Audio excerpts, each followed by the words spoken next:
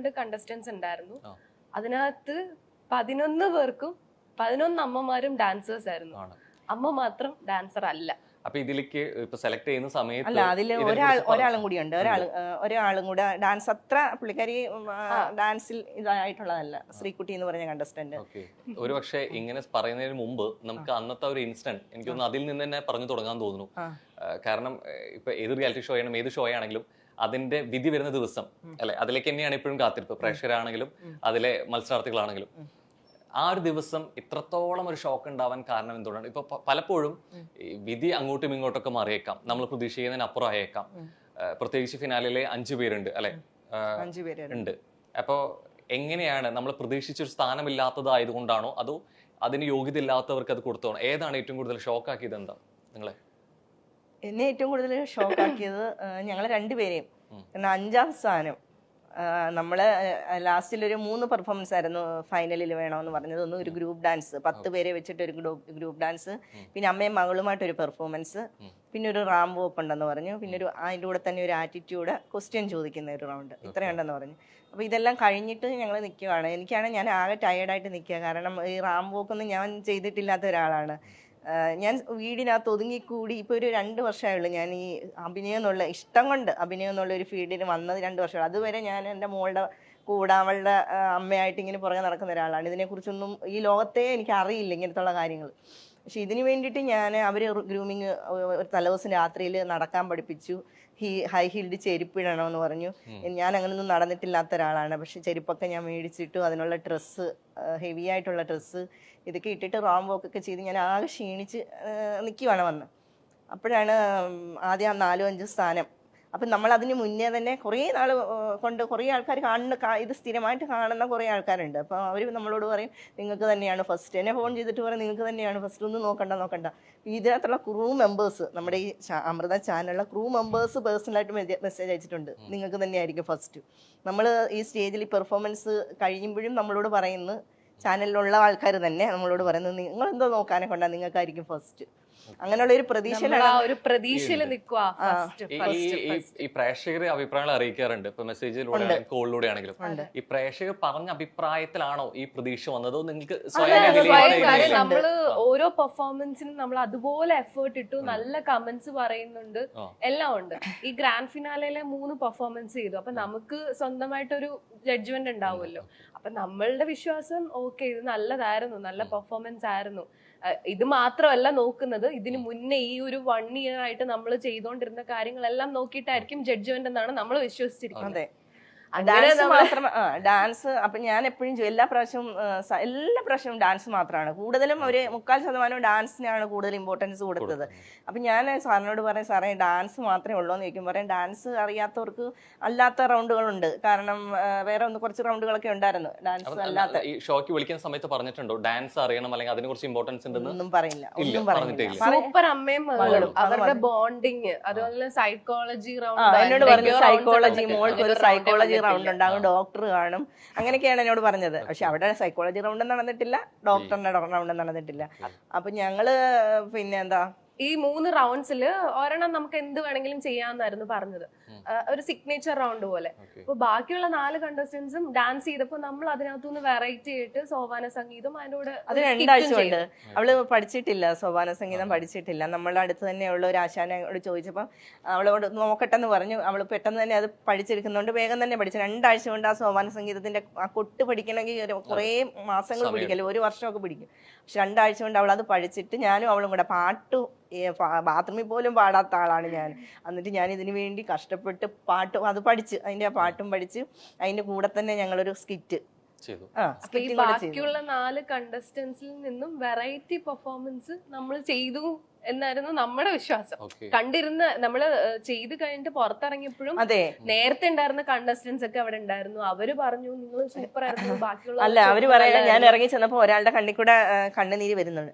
അപ്പൊ എന്നോട് പറഞ്ഞത് ഇതിന്റെ കരഞ്ഞ് എന്ന് വെച്ചാൽ ചിരിച്ചിരിച്ച് കരഞ്ഞിട്ട് കണ്ണുനീര് വന്നത് മാറുന്നില്ല എന്ന് പറഞ്ഞിട്ട് അങ്ങനെ വരെ നമ്മളോട് പറഞ്ഞു. എല്ലാവരും പറഞ്ഞു നിങ്ങളുടെ വെറൈറ്റി പെർഫോമൻസ് ആയിരുന്നു, ബാക്കിയുള്ളവരുടെ ഡാൻസ് അല്ലേ, നിങ്ങൾ വെറൈറ്റി കൊണ്ടുവന്നു.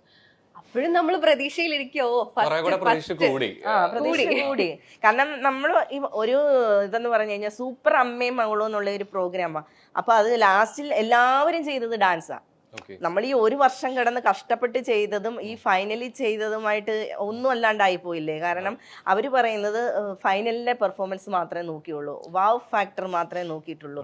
സാധാരണ രീതിയിൽ ഇപ്പോ ഫിനാലെ ഒന്നും നടക്കുന്നുണ്ടെങ്കിൽ പോലും അതുവരെയുള്ള പെർഫോമൻസ് എങ്ങനെയാണെന്നുള്ളതും അല്ലെങ്കിൽ അതിന്റെ അടിസ്ഥാനത്തിൽ കൂടി ആയിരിക്കുമല്ലോ ഒരു പക്ഷേ അങ്ങനെയല്ലേ വേണ്ടിയേ. കാരണം ആ ഫൈനൽ അല്ല, പിന്നെ ഫൈനൽ ആദ്യമേ കൊണ്ടുവച്ചാ പോരായിരുന്നു അല്ലേ? ഫൈനൽ ആദ്യമേ കൊണ്ടുവച്ചിട്ട് ഡാൻസ് കളിച്ചവർക്ക് പ്രൈസ് കൊടുത്തങ്ങ് വിട്ടാൽ പോരായിരുന്നു. ഈ ഒരു വർഷം ഞങ്ങളെയൊക്കെ ഇട്ടിട്ട് എനിക്ക് സങ്കടം എന്താണെന്നറിയാമോ, ഞങ്ങളെ കോമാളികളായിട്ടാണ് കണ്ടത്, വെറും കോമാളി. നമ്മൾ ഈ സർക്കസിനകത്തൊക്കെ ബഫൂൺസ് ഉണ്ടല്ലോ എന്ന് വെച്ചാൽ കോമാളികൾ. അവരെന്താണ് ചെയ്യുന്നത്? നമ്മളെ എന്റർടൈൻമെന്റ് ചെയ്യിപ്പിക്കുന്നു, ഇരിക്കുന്നവരെ അല്ല, പ്രത്യേകിച്ചൊന്നും അങ്ങനെ ചെയ്യുന്നില്ല, അവരെ നമ്മളെ ചിരിപ്പിക്കുന്നു. ശരിക്കും ഞങ്ങൾ അതായിരുന്നു. ഇപ്പൊ ഞങ്ങൾ 5ാം സ്ഥാനത്ത് നിന്ന് ഒഴിവാക്കിയപ്പോൾ എനിക്ക് കറക്റ്റ് മനസ്സിലായി ഞങ്ങളൊരു കോമാളികളായിരുന്നു. കാരണം സാസിക അത് പറയുന്നുണ്ട്, ഇവർ കോമഡി കാണിച്ച് എല്ലാവരെയും ചിരിപ്പിക്കുമായിരുന്നു. ഞങ്ങൾക്ക് ഞങ്ങളുടെ കയ്യിൽ നിന്നുള്ള കണ്ടന്റുകൾ അവർക്ക് വേണമായിരുന്നു, കോമാളിത്തരങ്ങൾ വേണമായിരുന്നു, എന്റെ സങ്കടം വേണമായിരുന്നു. ഞാൻ പെട്ടെന്ന് ഇമോഷണൽ ആകുന്ന ഒരാളാണ്, ഞാൻ കരയും, മിക്കവാറും എന്തെങ്കിലും കാര്യമുണ്ട്. അതൊക്കെ അവരെടുത്തിട്ട് അവർ റീച്ച് കൂട്ടി. ഈ ഇപ്പോൾ അവിടെ വന്ന് ഫിനാലിന്റെ അന്ന് നിൽക്കുമ്പോൾ ഈ പറഞ്ഞ മാതിരി അൺപ്രഡിക്റ്റബിൾ ആണ് എന്ത് പറയാൻ പോകുന്നു എന്നുള്ളത്, ആര് വിന്നർ ആവുന്നു എന്നുള്ളത്. പല തീരുമാനങ്ങളും ഒക്കെ മാറ്റം വന്നേക്കാം. പക്ഷെ എന്നാൽ പോലും എന്താണ് വിധി എന്നുള്ളത് അതിനെ സ്വീകരിക്കുക, അതിനെ ഉൾക്കൊള്ളുക എന്നുള്ളൊരു സംഭവം മൈൻഡ് സെറ്റും കൂടി ആയിരിക്കും ഒരു പക്ഷെ അവിടെ ഉണ്ടാവുക. എന്നിട്ട് പോലും അല്ലെങ്കിൽ ഇത്ര വലിയൊരു റിയാലിറ്റി ഷോ ആയിട്ട് പോലും പെട്ടെന്നൊരു വിധി വന്നപ്പോൾ മറ്റൊന്നും ചിന്തിക്കാതെ ഇറങ്ങി പോവാൻ പ്രേരിപ്പിക്കുന്ന ഒരു ഘടകമായിരുന്നു. പെട്ടെന്ന് ഓൾ ഓഫ് സഡൻ ഇനിയൊന്നും ചിന്തിക്കാതെ ഇറങ്ങി പോവാം, അതിനെ എതിർത്ത് നിൽക്കുക എന്നുള്ളത്. കാരണം അതിന് ശേഷം ഉണ്ടാവാൻ പോകുന്ന കാര്യങ്ങൾ, സ്റ്റേജിനെ കുറിച്ചോ ഫേസ് ചെയ്യേണ്ട കാര്യങ്ങളെ കുറിച്ചോ ഒന്നും ഓർക്കാതെ അങ്ങനെ ഒരു തീരുമാനത്തിലേക്ക് എത്തായിരുന്നു. അവിടാണ് ശരിക്കും പറഞ്ഞു കഴിഞ്ഞാൽ സൂപ്പർ അമ്മയും മകളും തമ്മിലുള്ള ഒരു ബോണ്ടിങ് എന്ന് പറയുന്നത്. ഞങ്ങൾ തമ്മിൽ അവിടെ സംസാരിച്ചില്ല, ജസ്റ്റ് ഒരു നോട്ടം. ആ നോട്ടത്തിൽ തന്നെ ഞങ്ങൾക്ക് രണ്ടുപേർക്കും കാര്യം മനസ്സിലായി. ചിലപ്പോ എനിക്ക് മേടിക്കണമെന്നുണ്ടായിരിക്കാം, അവൾക്ക് മേടിക്കണ്ടെന്നായിരിക്കാം, ചിലപ്പോ തിരിച്ചു ആകാം. അല്ലെങ്കിൽ അവള് വെളിയിൽ ഇറങ്ങിയിട്ട് എന്നോട് പറയാം അമ്മ എന്താ മേടിക്കാഞ്ഞത്, എനിക്ക് മേടിക്കണം. പക്ഷെ ഞങ്ങൾ രണ്ടുപേരും കൂടെ ഒരു നോട്ടം നോക്കിയതേ ഉള്ളൂ. പൊസിഷൻ അനൗൺസ് ചെയ്യുകയും ഞങ്ങൾ രണ്ട് ഷോക്ക് എന്ന് പറഞ്ഞാൽ അമ്മാതിരി ഷോക്കായി പോയി. കാര്യം ഇത്രയും നാളും നമ്മൾ കഷ്ടപ്പെട്ടത് വെറുതെ ആയി പോയോ, അല്ലെങ്കിൽ നമ്മുടെ കയ്യിൽ നിന്ന് ഒരുപാട് പൈസ ഇതിനു വേണ്ടിയിട്ട് മുടക്കിയിട്ടുണ്ട്, അതൊക്കെ വെറുതെ. 3 ലക്ഷം രൂപയാണ് ഇതിന്റെ ഫസ്റ്റ് പ്രൈസ് എന്ന് പറഞ്ഞത്. ഞങ്ങൾക്ക് 6.5 ലക്ഷം രൂപ ഒരു വർഷം കൊണ്ട് ഞങ്ങൾ ചെലവാക്കിയിട്ടുണ്ട്. അപ്പൊ ഈ ഇത്രയും രൂപ 3 ലക്ഷത്തിന് വേണ്ടിയിട്ട് ഒരു 6.5 ലക്ഷം ചിലപ്പോ എനിക്കായിരിക്കും കുറവ്, മറ്റുള്ള അമ്മമാർക്ക് അതിലും കൂടുതലായിട്ടുണ്ടെങ്കിലേ ഉള്ളൂ. അങ്ങനെയുള്ള കുറെ വിഡ്ഢികളാണ് ഞങ്ങൾ ഇത്രയും ഒരു 3 ലക്ഷം രൂപയ്ക്ക്. അപ്പൊ അങ്ങനെ നിക്കണ ടൈമില് ഞങ്ങൾ എന്തൊരു നോട്ടം നോക്കി ഞങ്ങളോട് പറഞ്ഞു ഫ്രണ്ടിലോട്ട് കയറി. അപ്പോഴും നമ്മൾ വിചാരിക്കുന്നു ഇവര് നമ്മളെ പ്രാങ്ക് ചെയ്യുമായിരിക്കും, ചിലപ്പോ ആദ്യം തന്നെ ഫസ്റ്റ് ആയിരിക്കും. എന്റെ പെട്ടെന്ന് എന്റെ മൈൻഡ് ഞാൻ വേറെ ഒന്നും കാണുന്നില്ല. അയ്യോ സാസിക പിന്നെയും വിളിച്ചിങ്ങനെ കാണിക്കുന്നു, എന്നിട്ട് ഇവര് വെറുതെ നമ്മളെ ഒരു പ്രാങ്കിന് വേണ്ടിയിട്ട്. അപ്പോഴും ഞാൻ അതിന്റെ ഒരു റിയൽ ആയിട്ട് ചിന്തിക്കുന്നില്ല 5ാം സ്ഥാനം തന്നെയാണെന്ന്. അപ്പൊ നിന്ന് അപ്പോഴത്തേക്ക് ട്രോഫി എടുക്കാൻ പോയി. പിന്നെ സാസിയെ കൊണ്ടുവന്ന് ശ്വേതാജിയിലോട്ട് ട്രോഫി കൊടുത്തു. ട്രോഫി മാത്രം, കയ്യിൽ വേറെ ഒരു ഇതുമില്ല, അല്ലെങ്കിൽ ഒരു ക്യാഷ് പ്രൈസോ അങ്ങനെയുള്ള ഒന്നുമില്ല, ട്രോഫി മാത്രം. അപ്പൊ ഞാൻ ഇവളെ ഇങ്ങനെ ഒന്ന് നോക്കിയപ്പം ഞങ്ങൾ രണ്ടുപേരുടെയും കണ്ണുകൊണ്ട്, അതാണ് ഒരു ബോണ്ടിങ് എന്ന് പറയുന്നത്. കണ്ണുകൊണ്ട് വേണ്ട, കാരണം ഈ ഒരു വർഷമായിട്ട് ഞങ്ങൾ കിടന്ന് കഷ്ടപ്പെട്ടു ആ ഒരു ചാനലിൽ. എനിക്ക് ഒത്തിരി എന്താ പറയുന്നേ, എനിക്ക് 48 വയസ്സ് പ്രായമുള്ള ആളാണ് ഞാൻ. ഇതിന് വേണ്ടിയിട്ടുള്ള എഫേർട്ട് എൻ്റെ ജീവിതത്തിന് ഞാൻ ഇത്രയും നാളെടുത്തില്ല. എൻ്റെ കാലിന് മുട്ടിനൊക്കെ പ്രശ്നമുള്ള, ഡാൻസ് കളിക്കാനെ കൊണ്ട് അറിയാത്ത ഞാൻ ഡാൻസ് കളിച്ചു. കഥാപ്രസംഗം പറയാൻ അറിയാത്ത ഞങ്ങൾ രണ്ടുപേരും കൂടെ കഷ്ടപ്പെട്ട് കഥാപ്രസംഗം പറഞ്ഞു, സ്കിറ്റുകൾ ചെയ്തു, ഔട്ട്ഡോർ ടാസ്കിന് കരമന മാർക്കറ്റിൽ പോയി പച്ചക്കറി കച്ചവടം, തെരുവിൽ നിന്ന് പച്ചക്കറി കച്ചവടം ചെയ്തു. ഇതൊക്കെ ഒത്തിരി എഫേർട്ട് എടുത്തിട്ട് ഞങ്ങൾ നാണം കിട്ടൊക്കെ അങ്ങനെ കുറേ കാര്യങ്ങൾ ചെയ്തു. കാരണം നമുക്ക് ഇതിനകത്ത് വിജയിക്കണം, അല്ലെ അങ്ങനെ ഒരു സംഭവം ഉള്ളത് കൊണ്ടാണ് ഇത്രയും പരസ്പരം സംസാരിക്കാതെ ഉണ്ടായ, അല്ലെങ്കിൽ പറയാതെ തന്നെ വാക്കുകളിൽ ഇല്ലാതെ മനസ്സിലാക്കിയ കാര്യം കൂടിയാണ് ഇറങ്ങി പോകുന്നു എന്നുള്ളത്.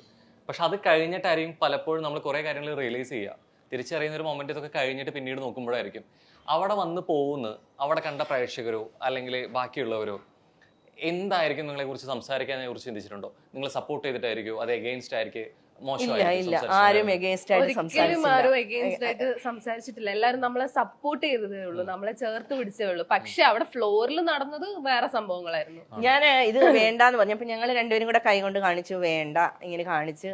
അപ്പൊ ഞാൻ പറഞ്ഞു, അപ്പൊ ശ്വേതാജിക്ക് പെട്ടെന്ന് അത് എന്തോ വിഷമം തോന്നിയിട്ടുണ്ട്. അപ്പൊ ഞാൻ ഇങ്ങനെ കാണിച്ചു കഴിഞ്ഞപ്പോഴത്തേക്ക് ഞാൻ പറഞ്ഞു എനിക്ക് സംസാരിക്കണം, കാരണം നമ്മൾ വേണ്ടാത്തതിന് കാരണം പറയണമല്ലോ.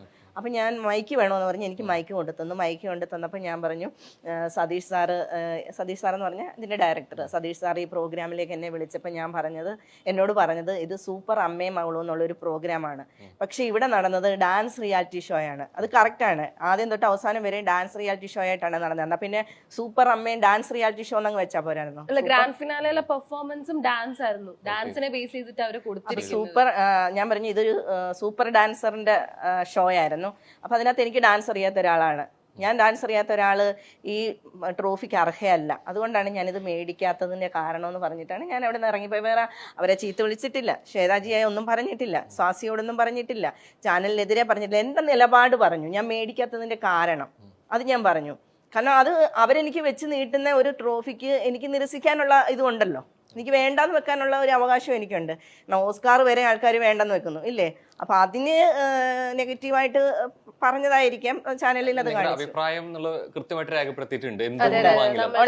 ഫ്ലോറിൽ വെച്ചിട്ട് തന്നെയാണ് പറഞ്ഞത്. ഫ്ലോർ വെച്ച് മൈക്കിൽ കൂടെ പറഞ്ഞു. പക്ഷെ അവരത് കാണിച്ചില്ല, അവരത് ഞങ്ങൾ ഇറങ്ങി പോകുന്നതും പിന്നെ അതിനുശേഷം നടന്ന കുറച്ച് ഡ്രാമകളുണ്ട് അവരുടേതായിട്ടുള്ള രീതിയിൽ. അവര് കുറച്ച് എല്ലാരും കൂടി ഗൂഢാലോചന നടത്തിയിട്ട് നമ്മളെ നെഗറ്റീവ് ആക്കുന്ന രീതിയിൽ കുറച്ച് ശ്വേതാജി അതിനകത്ത് പറയുന്നുണ്ട് ആർട്ടിസ്റ്റ് ആണെങ്കിൽ ഒരു ആർട്ടിസ്റ്റ് അങ്ങനെ ഇറങ്ങി പോകാൻ പാടില്ല, ഫ്ലോറിനെ നമ്മൾ ഡിസ്റെസ്പെക്ട് ചെയ്തു, ശ്വേതാജി അങ്ങനെ ചെയ്തു എന്നൊക്കെ. പക്ഷേ ഞാനിപ്പോൾ ഈ ഷോ ശ്വേതാജി കാണുമായിരിക്കാം, കണ്ടിട്ടുണ്ടെങ്കിൽ ഞാനും എൻ്റെ മോളും ആദ്യമേ തന്നെ പറയുന്നു ശ്വേതാജിയോട് ഞങ്ങൾ ഒത്തിരി ഒരു സോറി പറയുന്നു.